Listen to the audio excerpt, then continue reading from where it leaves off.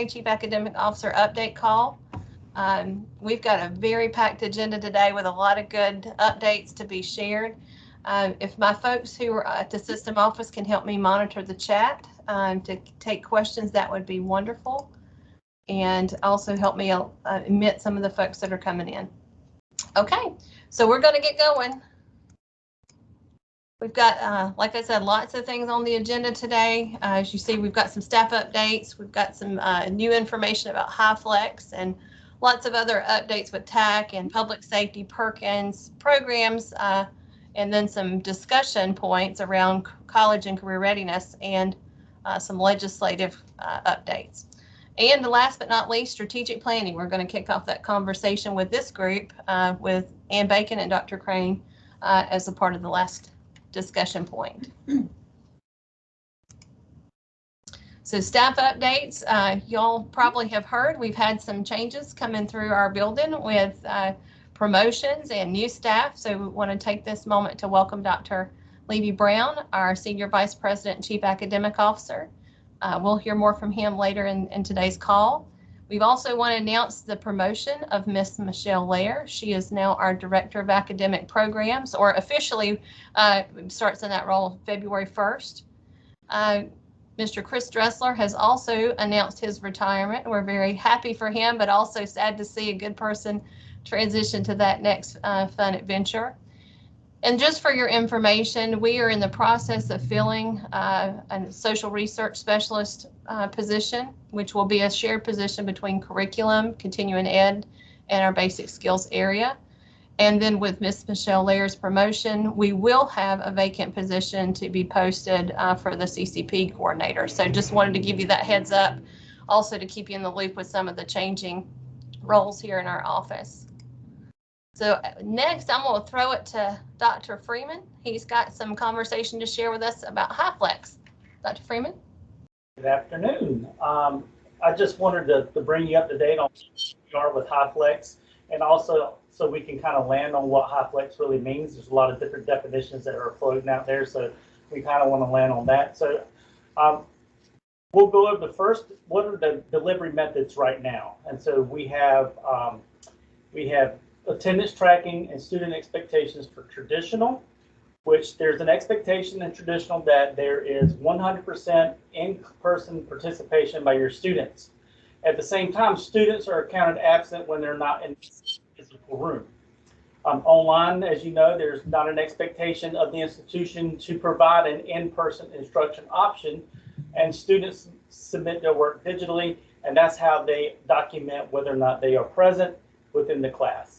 Hybrid and blended, very similar, except for hybrid is students must be 50% more online, but they're still expected to be in class, the other percentage of the class. Blended means there's an expectation that the student must attend up to 50% online, and the rest, the students are expected to be in class the rest of the time. So that brings us to HighFlex. HighFlex is being added to the state board code.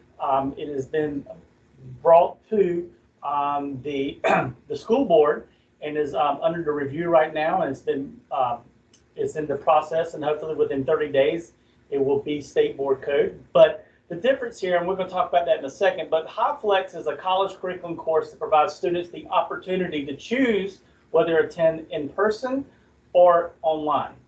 And so on the next slide, I'm going to put at the top here, you're going to see the past delivery methods and then how HighFlex is actually different. This is where students get to choose if they attend in person or online. It's really based on the student's needs and situations. And so I can really relate to, you know, this past semester started off, colleges weren't able to come on campus because of the Omicron spike in cases. And so they had to postpone their in-face instruction holiday weekend, and so you had to use emergency provision to do that.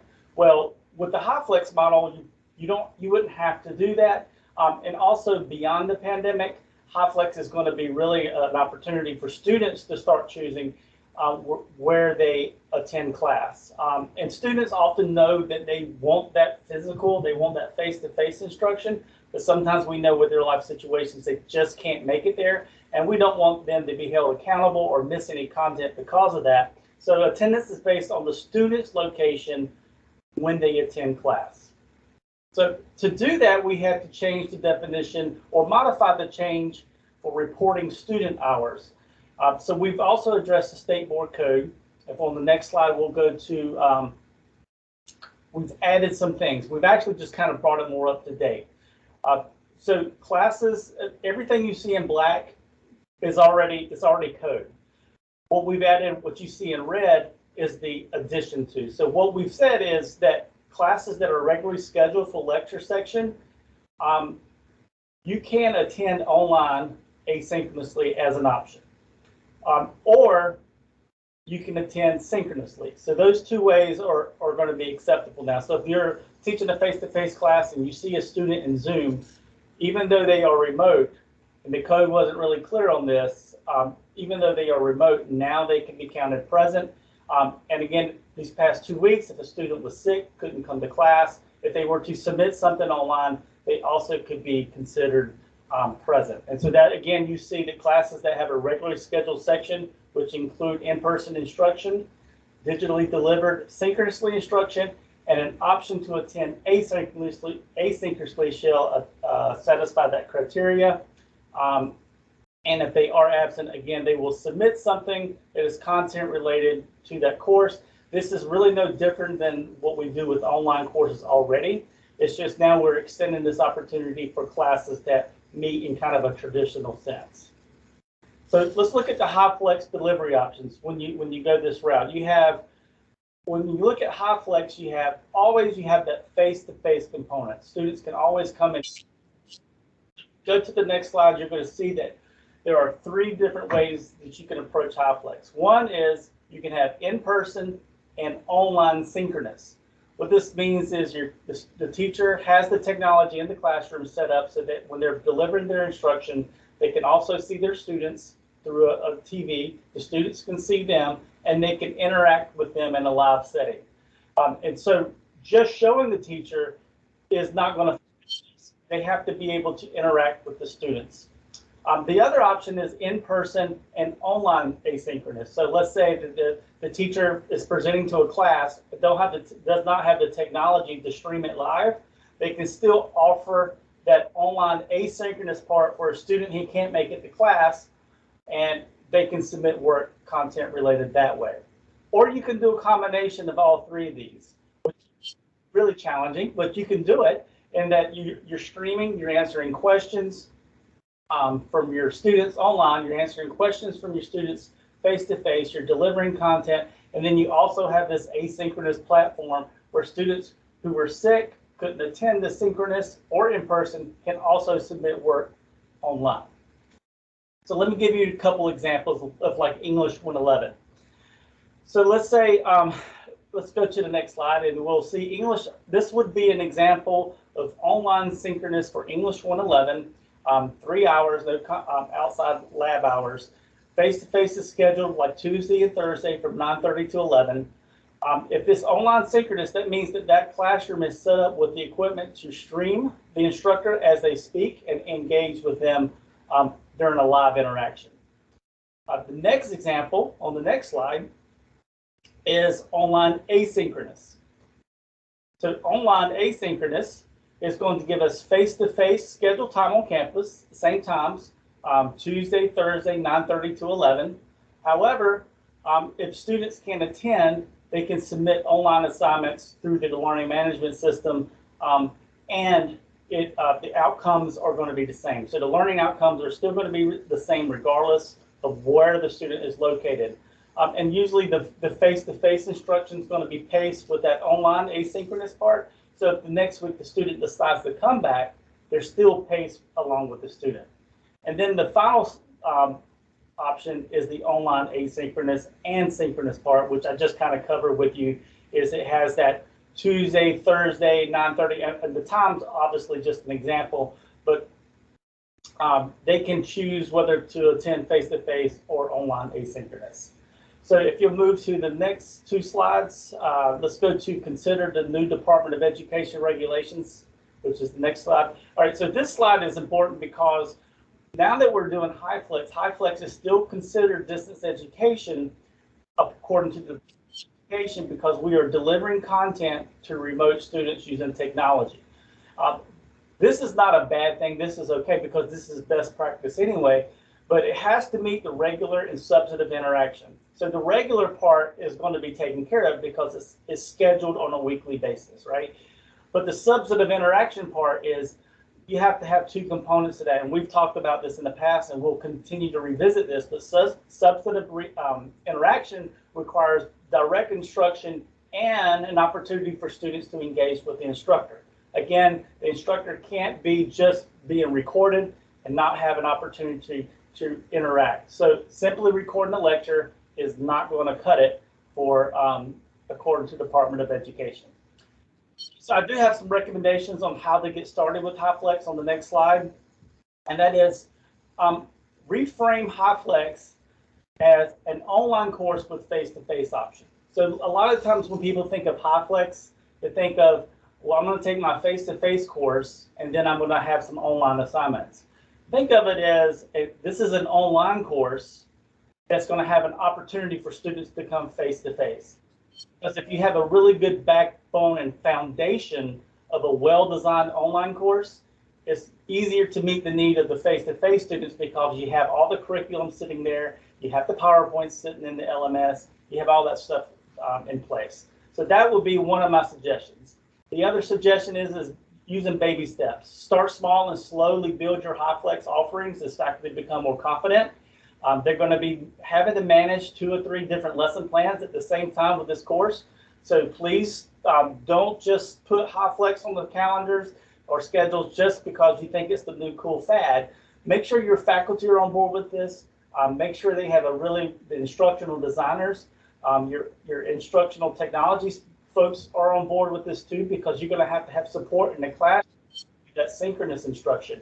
So you're going to have to make sure you do this maybe. Again, baby steps, try a couple courses, try it with instructors who are more creative and excited about doing this, and then start slowly expanding your offerings.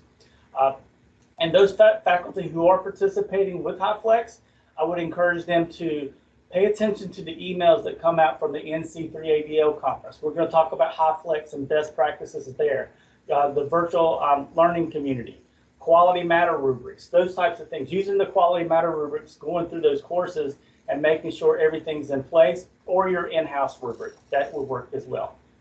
So that's kind of a quick summary of HighFlex. I want to touch on 2 more things really quick, or 1 more thing really quick. In May, probably May 11th, 12th, and 13th, we're going to have an immersive learning conference in Asheboro at the Caraway conference. It's going to be free to transportation, distribution, and logistics instructors, architecture and construction, and manufacturing. We're going to bring 5 to 6 different really big vendors that have already started working with aligning our CTE pathways with virtual reality. I'm excited about this, and I just wanted to get and tease you with it a little bit. For those faculty who are in those areas, room and board, lodging, meals, everything's going to be taken care of. You'll just have to set aside some money for transportation to get there. And as we get more information and as everything kind of starts to come into shape, I'll be sharing more information as I'm developing that website now. So if you have any questions about HighFlex or best practices, please reach out to me. We can have one-on-one conversations on what that looks like and best practices and instruction. So thank you, Lisa. Thank you so much, Lane. And if y'all have questions during this call, go ahead and put them in the chat. Dr. Freeman will be online to answer those. And with that, I'm going to pass it to Dr. Kelly. All right. Thank you, Lisa. Good afternoon, friends. Just a couple of updates really quickly here. Everybody should have a request for feedback information on the courses that are listed there on your screen.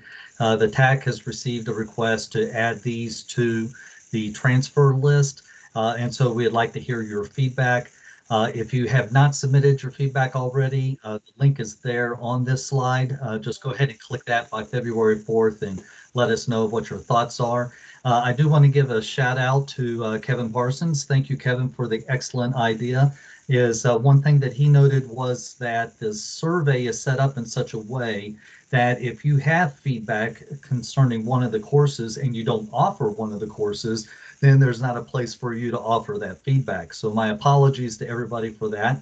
And as far as these courses are concerned, if you have some feedback that you'd like to offer concerning adding these courses to the transfer list, please just email those to me and I'll make sure I capture those and provide them to the TAC at their next meeting in March.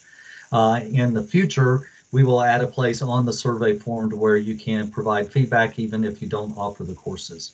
I believe that's my only update from the TAC, unless there's any questions from the audience. Okay, there's a question, but it's for Lane. So Lane, I'll let you respond to that. And thank you, Dr. Kelly.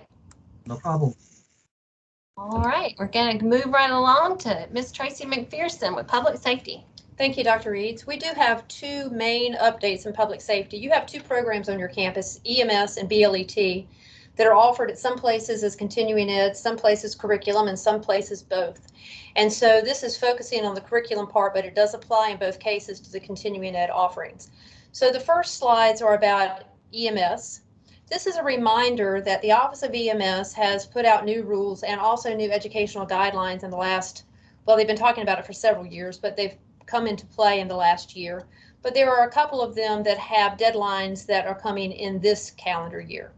So this is a highlight. There are many, many other rules changes and guidelines changes. And if you need information on that, please contact our office. I'll give you the contact in a moment, but this is a highlight. So all colleges that offer initial advanced EMT or paramedic have to have a letter of review or full national accreditation from the national accrediting body for any class that is scheduled to end after December 31st, 2022.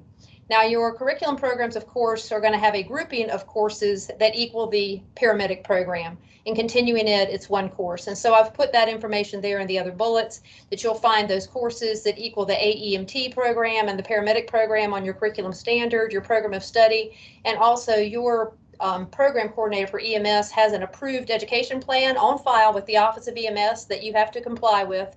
And so if you have questions about what comprises your advanced EMT and your paramedic, please work through those channels to determine that. If you offer it through continuing education, you also will have an approved plan with the Office of EMS, but we use dedicated course numbers in continuing ed side. So if you are unfamiliar with the accreditation process, hopefully you have already made a decision that if you're not going to be accredited, you've made a decision that you do not have a market for initial advanced EMT or paramedic and you are not going to be offering the program. But if you do intend to offer the program and if you have not started this, this is going to be a big point of conversation because it's a rather involved process.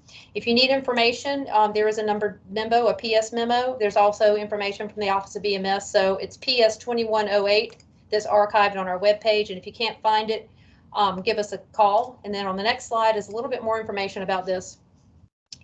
That one of the things that the Office of EMS is trying to standardize is making sure that your program coordinators have up-to-date information. And in order to maintain their approval as an official program coordinator for your college, and you have to have one of these in order to offer your programs, they have to go to mandatory annual training. And if they do not go to the mandatory annual training, they will no longer be approved as your program coordinator. And without a program coordinator, again, you can't have a program. So if you need information about that, it's on their webpage, but also you have an educational specialist by your region with the Office of EMS that your program coordinator is used to working with, and that person is your subject matter expert.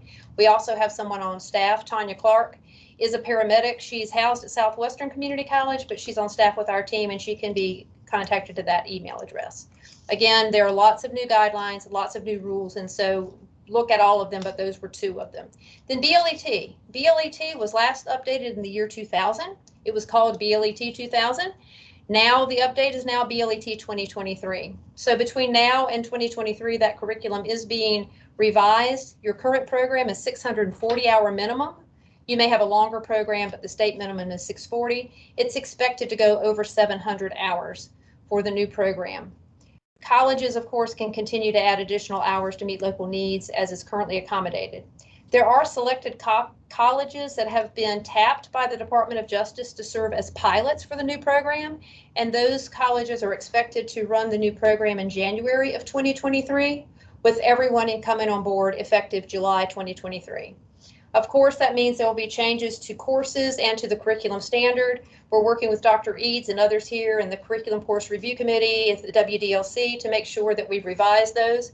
We will have to have a system where some colleges will be using the current numbers while other colleges will be using the new numbers, and then everyone will roll over. We are working on that, and if you have any questions, I'll be the contact person on that. Thank you. All right, thank you, Tracy. And if y'all have questions for Tracy, just put those in the chat, and we'll continue to monitor the chat. Oh, Lisa, there is one other thing. I meant an EMS. I forgot. One of the rules that was proposed over the last few years is that in order to be credentialed as a paramedic, that you would have to have at least an associate's degree. And that word was sent out far and wide, and people have accepted that. But the rules package did not end up with that rule as an official rule. It is certainly a vision of the industry, but it is not accurate to say that it is currently a rule that someone has to have an associate's degree in order to be credentialed as a paramedic. It's a good practice, but it did not get in the rules package. Okay, good information. Thank you. Okay, Dr. Witchker, you're up.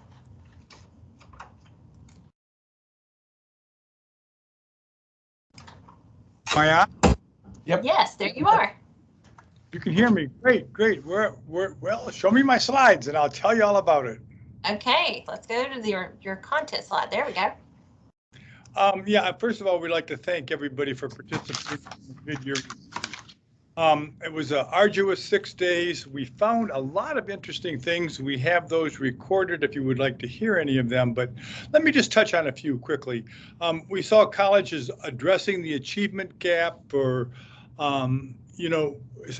specifically by hiring discipline-specific tutors, either faculty or students, that were brought on board to help improve student performance. Professional development through return to industry, we've seen that. Cross-discipline was an interesting one. And faculty teaching CTE and CE working together on their improving instruction. I think we saw faculty awareness and recognizing students that were stressed. There was one college called it a red flag program, but they were teaching faculty how to interact and react with students that have stress, especially during this time, and how to make professional referrals to proper resources within the college and within the community. Makerspace was another big one. We saw several colleges started creating makerspace, not only for collaborating with their existing faculty, but also for inviting people in the evenings to showcase different courses that might be offered at the college. Summer camps was another big one. We saw a lot of career exploration take place, and a couple unique ones where they did pre-apprenticeship with summer camps and offered the students pay while they were going through the program, and opportunities for work-based learning. Of course, we had career paths, so we saw many examples on that, on how high schools are interacting with that. The rise of simulators, I guess that's to be expected during COVID times, but there were simulators purchased for health, for welding, for machining, and for aviation, all to teach basic fundamentals. Some of these simulators, they let students take home and actually work on the programs. That was interesting. Aviso, we're paying many cases for Aviso for that early alert and retention, while at one time you had another source at your college. Many people, after doing the comprehensive needs assessment, have determined that Aviso is worth it, and they're doing it. Another interesting one that we saw was the flipped advisory group. Several colleges where actually the chief academic officers took time to look at the questions that we ask and to look at other questions faculty might use to better enhance instruction by more fully engaging faculty, and not only faculty cross-discipline that were in their advisory groups, but employers. That was very encouraging to see that. We had career coaches in programs of study, but we also had the rise of success coaches, where actually faculty and other people, students were not students, but other individuals, paraprofessionals were hired to help improve retention in programs, to support instruction, and to assist in post-secondary credentials. All of these innovations came from doing the comprehensive needs assessment. We had purchasing equipment, addressing equity gaps, work-based learning, apprenticeship and pre-apprenticeship. We've hired a number of individuals to help apprenticeship kick off. The high flex model, which you heard about, we heard that about 4 or 5 different times of how it's really helped better engage students during COVID and beyond. And then the rise of short-term training. Well, we don't like necessarily hear that. They're saying employers are asking for shorter term. And one college addressed it by bringing back the mini-mester and to improve retention. But that's kind of what we got from the mid-year review. We'll continue to take a look at that, but we really appreciate the effort that you gave.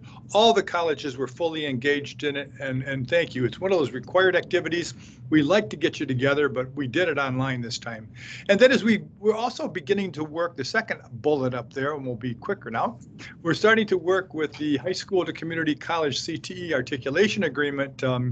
We worked in the past with Chris Dressler, but we're working with Michelle Laird on this time as Director of Curriculum, and we will be contacting you very shortly to roll out a form where we're going to start to review courses and determine which courses high school students might take in the career and technical education field that have similar learning objectives at our community colleges that you feel are worth it, and that students start in high school but continue in that same pathway at the community college to get the articulated credit.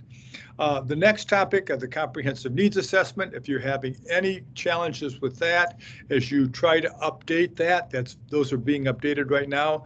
Tony, Patty, Mary, or myself are available online to help you, or we'll be glad to come out to your college and talk to small groups of people. And then Lisa, I'll finish up right now. Monitoring is one of those things that we do, and we'll be doing some site monitoring and some monitoring where you've hired faculty to make sure you got proper documents in place.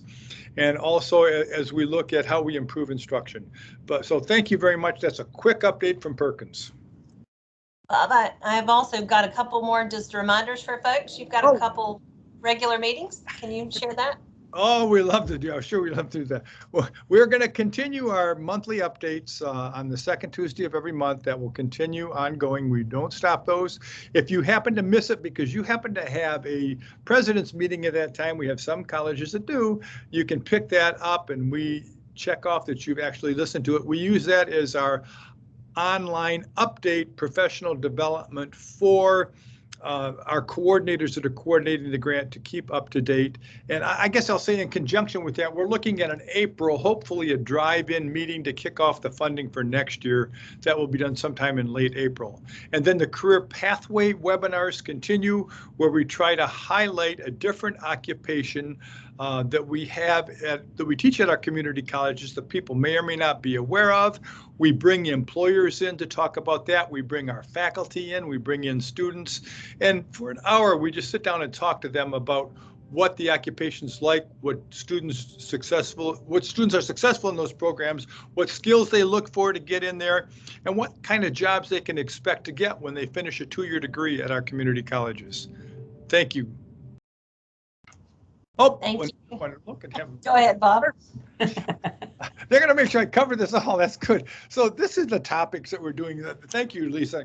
Veterinary technology is the next one in February. In March, we're going to teach HVAC, and I think yours truly is going to coordinate that. I don't know about that, but anyway, respiratory therapy comes up in April, civil engineering in May, and then computer network specialists. If you have any ideas of what you'd like us to cover next year, we try to set this schedule out 12 months in advance, and we invite people in about 1 month before we pull these things off and to put the program together. Is there another one, Lisa? That's it, I promise. Oh, thank you very much. I really appreciate it. I'm glad. Sorry I'm not sitting next to you to see the slides, but we're all in different offices with our doors closed. Thank you. Thank you, Dr. Witchker. We're going to keep moving right along. Miss Michelle Lair. Good afternoon, everyone. I promise to not hopefully be before you long. Hope everyone's doing well. Just a few updates from the wonderful world of CCP. The first of the updates listed here is just to provide you with a little bit of information about our CCP Advisory Board. You may recall that we introduced that actually at the last CAO meeting, which has actually been quite a while ago. And the board actually had its first meeting, actually just last week. You can see there on the slide deck the colleges that have representation on that CCP Advisory Board. You can also see there on the slide the vision for that board to really bring expertise from the various corners of the state to really help us in facilitating this program. Really want to focus on access, especially after coming out of our dual enrollment conference and hearing and seeing some of the great research that's out there to help us advance this program across the state. So again, if you are interested, or if someone from your institution is interested in participating in that advisory board, we have a way for them to still be able to do so on a later slide. The advisory board has formed some working groups. They are currently taking a look at the operating procedures. We have our next meeting scheduled in March, where we'll be looking at some feedback from them on that. So again, please pay attention to the later slide if you or someone from your institution would like to participate. The next slide brings us to our next set of updates. The Joint Legislative Report, actually, we just finished literally, I think, yesterday. It will go to our state board here in February in just a couple of weeks. It is due annually to the Joint Legislative, the Joint Legislative Education Oversight Committee. I'll get it right in just a second, by March 15. So we are actively working to get that approved by our board, sent on to the legislature, so we're in accordance with that requirement. Also, we have 3 new cooperative innovative high schools that will be going before our board this upcoming February as well. 2 of them are partnered with community colleges, one with an independent college, Cabarrus College of Health Sciences. You can see the Edgecombe Community College and Wake Tech Community College have applied to open new cooperative innovative high schools. With the approval of that, they will be able to move forward to open those schools. Edgecombe Community College's cooperative innovative will be focused on health careers, so excited to see that come forward. Also, Wake Tech's new cooperative innovative will be focused on IT. So again, 2 very much so needed options for students in that world.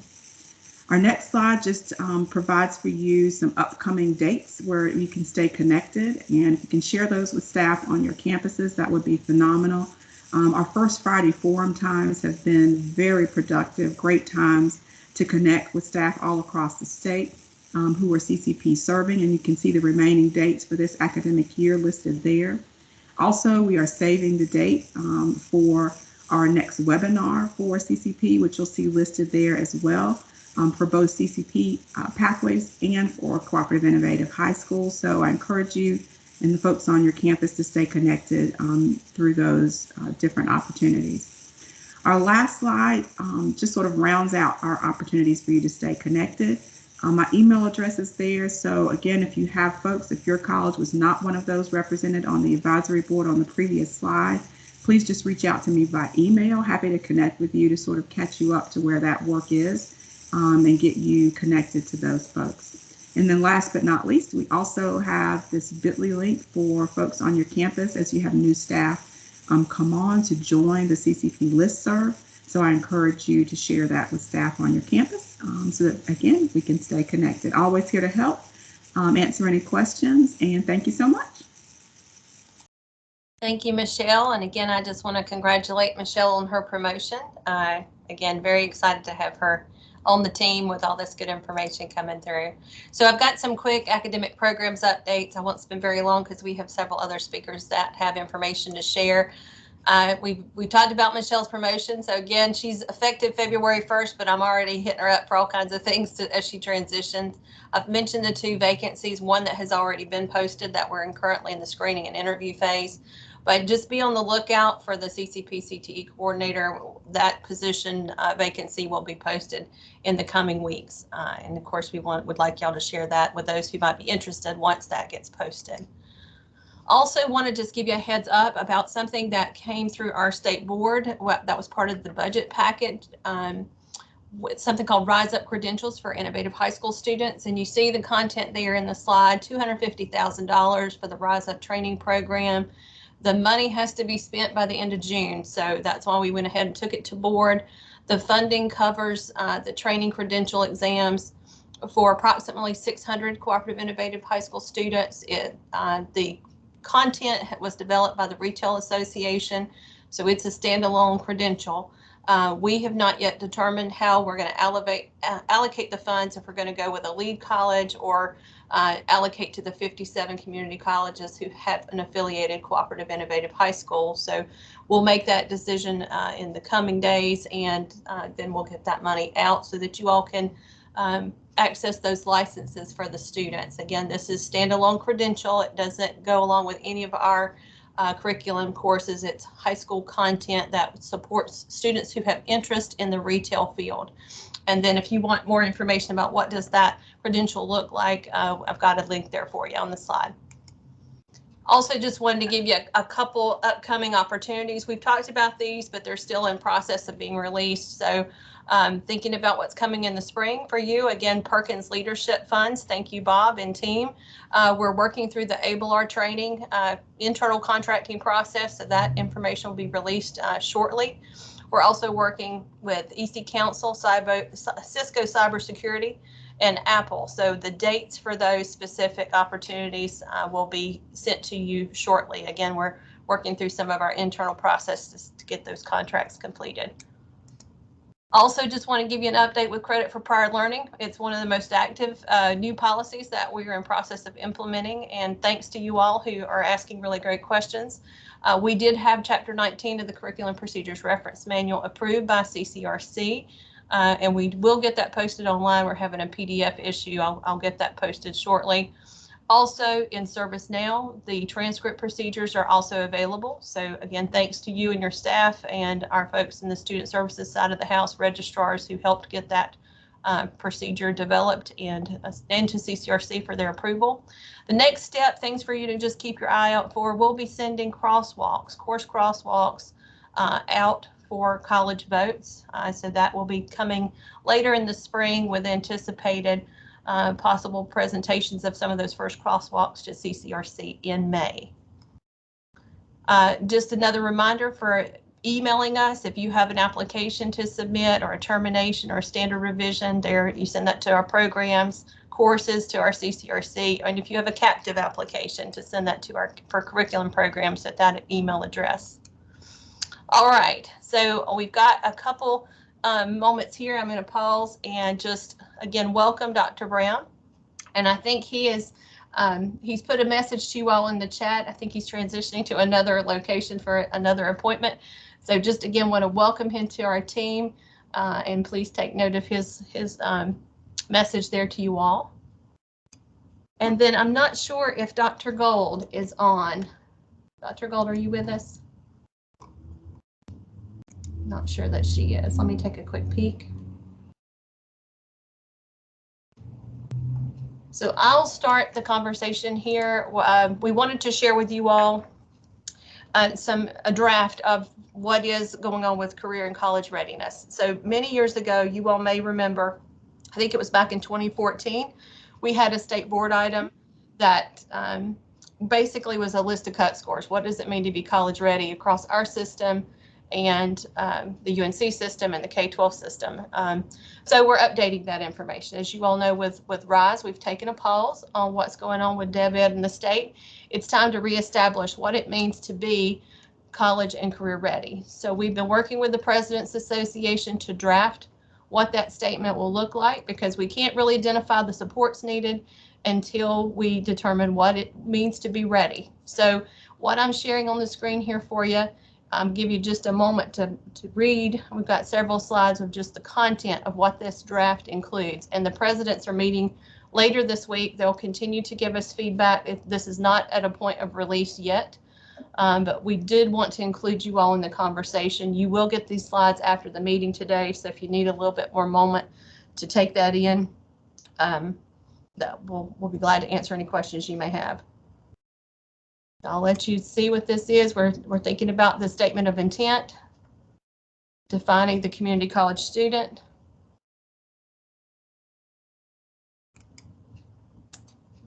We've addressed college readiness philosophy, the admission standards, and then program and training eligibility and selection. Again, being very broad, this is a draft, so if you have feedback that you want to submit to us, you'd be welcome to send that to myself or to Dr. Brown or to Dr. Gold or to your president. Again, the President's Association has seen this a few times, and they'll see it again this week, so we are still in the development phase.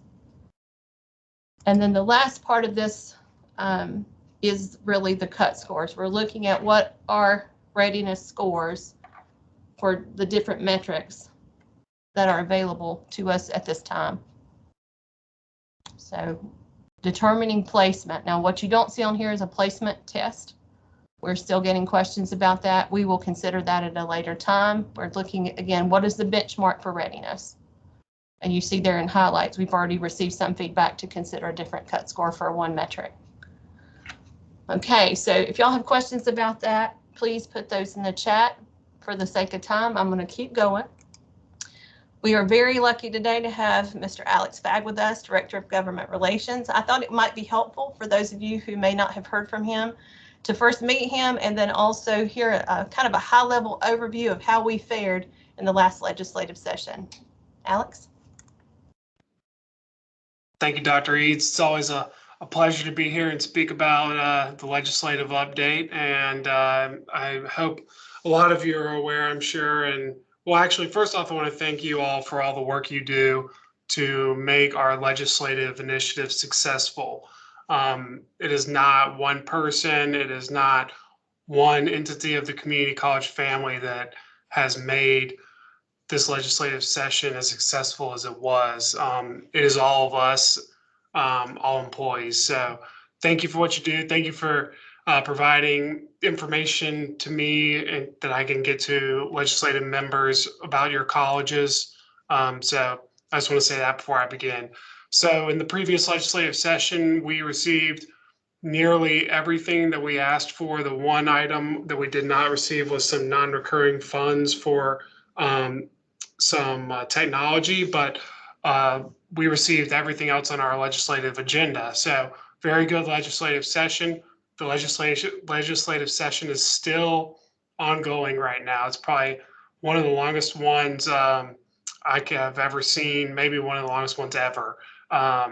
They're still in the legislative long session that started over a year ago. So who knows if they'll adjourn and officially adjourn and then start the short session, which begins at the end of April. That remains to be seen. There's a lot of, so one of the big things that's circulating right now is legislative redistricting. So the 2020 census that comes out every 10 years influenced the amount of people that are living in North Carolina, which resulted in an additional congressional seat along with pockets of people shifting. So they have to redraw legislative districts. And that was challenged, legally challenged, and it's in the court system right now being played out. So that's another thing in addition to what we saw with the previous budget, the length of this legislative session. So again, we fared very, very well for our community college system. In addition, we last Friday adopted a new legislative agenda. It's a 3-year agenda, the first time that we've ever had a 3-year agenda, to my knowledge and to President McGinnis and President Stiss' knowledge. First year we've ever had a 3-year legislative agenda. It's all recurring state dollars, investing in our colleges and expanding capacity at colleges, along with ensuring that our staff and faculty have the pay to be there to provide for students and for those expansion opportunities. So that's a high level of what the newly adopted legislative plan is going to be, and we'll see how long they remain in their current legislative session. So again, thank you for all you do, and I'm happy to answer any questions. And one other thing is we're continuing to work through items that were in the previous budget that was just adopted. As Dr. Eads mentioned, the Rise Up credentialing is an example of one of those. So working here to get those items that we received funding for pushed out and adopted by the state board to colleges. So but happy to answer any questions. All right. Thank you, Alex. We appreciate your time with us today. And again, if folks have questions, y'all please go ahead and enter those in the chat. There's a lot going on across the street from us, so we are glad to have Alex to help us to navigate some of all that's happening and keep up with all of it. All right. So last but not least, and again, this is going to be kind of an interactive part of today's time. Dr. Patrick Crane and Miss Ann Bacon are here to talk to us about the current strategic planning process, and we are very excited to have you all engaged in this as very important stakeholders. So Ann, are you with us? I am, and actually Dr. Crane did have a conflict, but he sends his best. And I will talk as fast as everybody else has to allow me this much time. We are, as you may know, partway through our strategic planning process for our next system strategic plan. The state board kicked it off when they had a retreat in September. And really all we have been doing since that time is a mixture of researching with the help of Bill Schneider and looking at other research, and particularly talking to key stakeholders in the community college system. And it was important to us as we reach out to stakeholders that we consider our internal stakeholders, and we consider you all a very important group, clearly at the heart of what community colleges do. So we're going to take a few minutes here in a second to get your ideas and maybe even give you a minute or two before your next meeting if you have one at 3. But just to also let you know, your presidents have been invited along with your the chair and vice chair of your board of trustees to regional meetings. They actually, after the first one at Pitt Community College with some of our northeastern colleges, they quickly became online meetings, unfortunately, since the whole point was for us to go out to you all. But to be safe, we are listening remotely, and there have been 5 of the 8 listening sessions. Those were planned largely, they were planned largely around community college trustee boundaries, but we also at least wanted to kind of step into each of the 8 prosperity zones.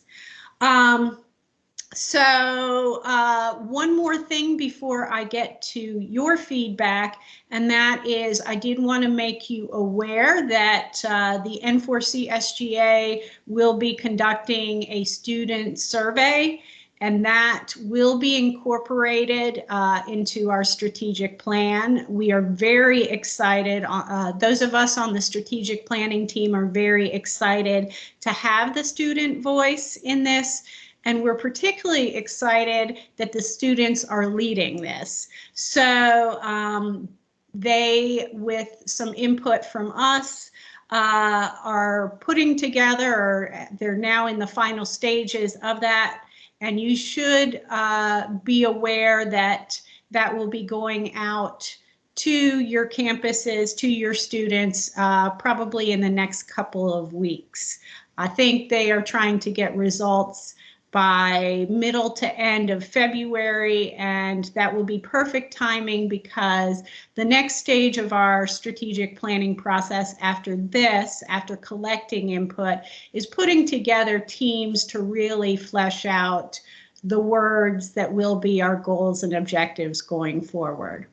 So with that, it is 2:50, and I am going to, let me see if I can, I didn't mean to go ahead and put the Padlet in the chat, but I did that early on.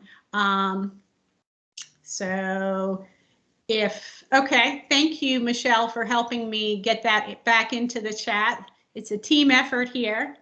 So Would you like to share your screen and I'll stop presenting so you can show your Padlet? Yes, let me make sure that I have that capacity. Just a second. Yes. And let me Let me unshare for a moment and get that up. Okay.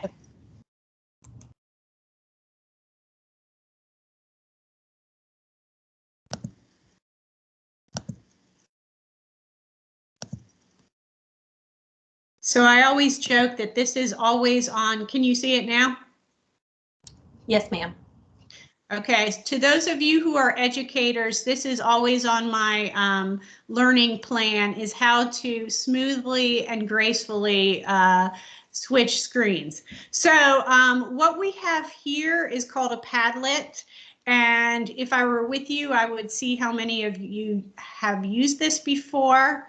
Essentially, what we'd like to do is gather your input on critical issues in some of the areas that we are thinking of attacking with our strategic plan. So these are not necessarily the names of the goals of our strategic plan, but these are kind of the concepts. So you'll see first choice for accessible and affordable education. They're very similar to the pillars.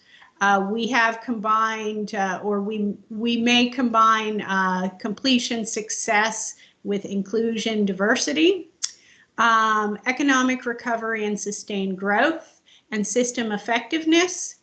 And we just would like for you to spend about 5 minutes, 10 minutes, or if you wish to take some time either now or later to offer ideas. How you do it is you click on the plus sign.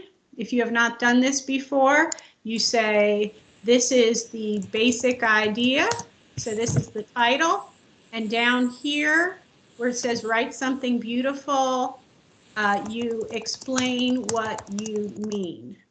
And what we are looking for are your issues can either be challenges, they can be opportunities, but what do you think are the most important things that we should be thinking about as we put together a strategic plan and think about these kinds of pillars?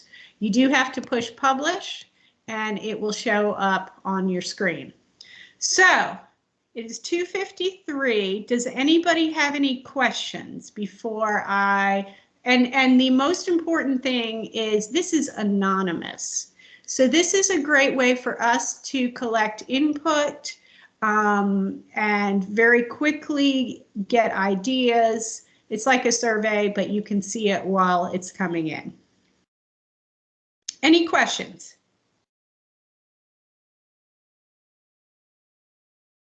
Okay, so no need to wait. I would like to take the next few minutes to at least give you a taste of how this works and let you try it out if you are on a device and not calling in.